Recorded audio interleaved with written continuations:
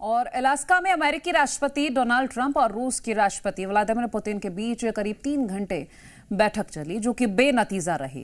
युद्ध विराम को लेकर इस बैठक में कोई सहमति नहीं बन सकी। बैठक के बाद ट्रंप और पुतिन ने संयुक्त प्रेस कॉन्फ्रेंस की। पुतिन ने कहा कि रूस की सुरक्षा हमारे लिए सर्वोपरि है और यूक्रेन में जो हो रहा है उसके लिए यूक्रेन जिम्मेदार है। वहीं अमेरिकी राष्ट्रपति डोनाल्ड ट्रंप ने कहा कि कुछ बड़े मुद्दों पर सहमति नहीं बन सकी है। पुतिन ने कहा कि अगली बैठक मॉस्को में होगी।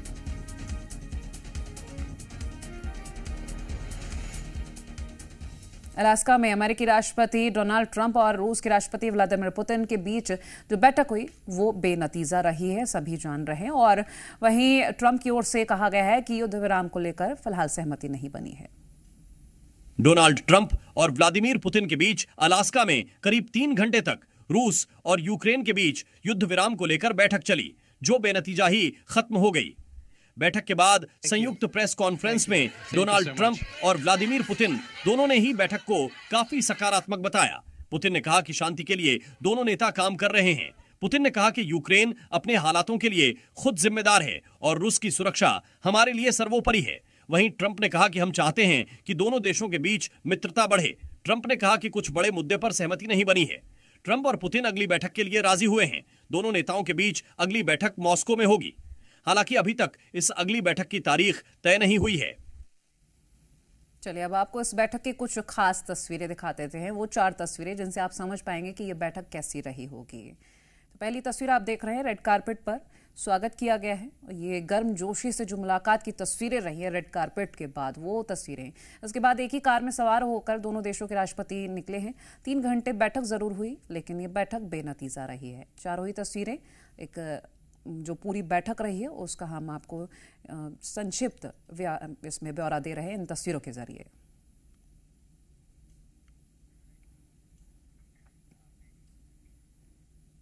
ट्रंप ने ऐसी बैठक बुलाई जिसका इंतजार था। ये बयान पुतिन की ओर से दिया गया है। उन्होंने ये भी कहा कि शांति के लिए दोनों नेता काम कर रहे हैं। आने वाले वक्त में वैश्विक शांति हो, कई नए रास्तों पर बात की जा सकती है। आने वाले वक्त में कई रास्ते खुलेंगे, लेकिन अगली जो बैठक होगी वो मॉस्को में ही होगी, ऐसा पुतिन की ओर से भी कहा गया है।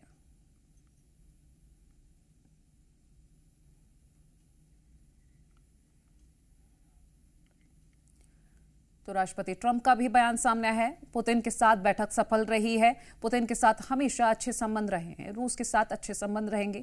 कुछ बड़े मुद्दों पर बात नहीं बनी है। तो ये डोनाल्ड ट्रंप का बयान सामने आया है। जो 3 घंटे बैठक हुई है अलास्का में, वो कैसी रही है उसके बारे में बयान देते हुए नजर आए हैं।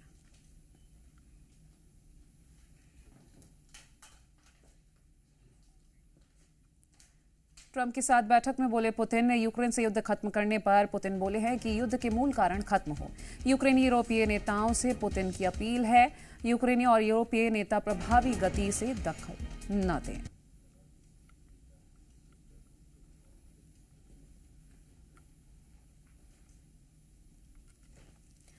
तो ट्रंप और पुतिन की जो बैठक रही है वो बेनतीजा रही है, लेकिन फिलहाल शांति की बात कही जा रही है। ये भी कहा जा रहा है कि आगे जाकर शांति पर बातचीत होगी।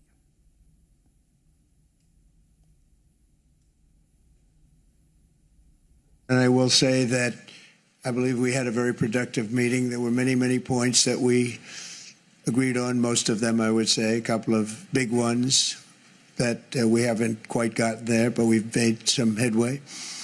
So there's no deal until there's a deal. I will call up NATO in a little while. I will call up the various people that I think are appropriate, and I'll of course call up President Zelensky and tell him about today's meeting. It's ultimately up. Но при этом мы убеждены, что чтобы украинское урегулирование носило устойчивый и долгосрочный характер, должны быть устранены все первопричины кризиса, о которых говорили неоднократно. Обеспечен учет всех законных озабоченностей России, восстановлен справедливый баланс в сфере безопасности в Европе и в мире в целом. Я согласен с президентом Трампом, он сегодня говорил об этом, что, безусловно, должна быть обеспечена и безопасность Украины. Конечно, мы готовы над этим работать. I'd like to remind you that in 2022, during the last contact, with the previous administration, I tried to convince my previous American colleague that the situation should not be brought to the point of no return when it would come to hostilities. And I said it quite directly back then that it's a big mistake. Today, when President Trump saying that if he was the president back then, there will be no war. And I'm quite sure that it would indeed be so. I can confirm that. I think that overall, me and President Trump have built a very good, businesslike, and trustworthy contact. And I have every reason to believe that moving down this path, we can come, and the sooner the better, to the end of the conflict in Ukraine.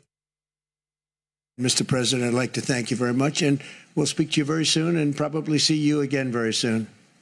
Thank you very much, Vladimir. Next time in Moscow. Oh, that's an interesting one. I don't know. I'll get a little heat on that one, but I could see it possibly happening. Thank you very much, Vladimir.